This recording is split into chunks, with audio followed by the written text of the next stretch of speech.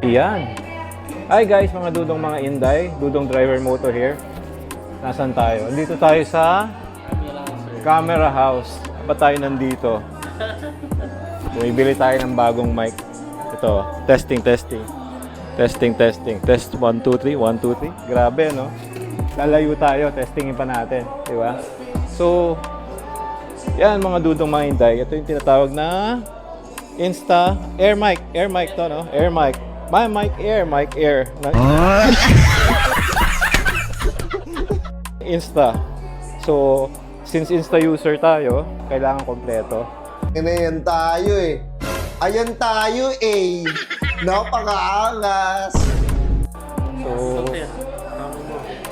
tapos kumuha rin tayo ng screen protector para sa ating Ace Pro 2. Nabahan ako, boy.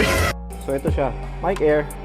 And tinutulungan tayo ni Neil, Sir Neil. O yan.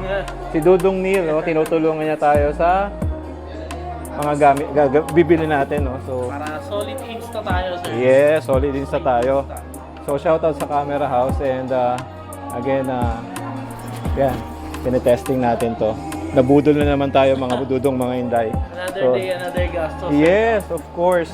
So, sa mga gustong bumili, no?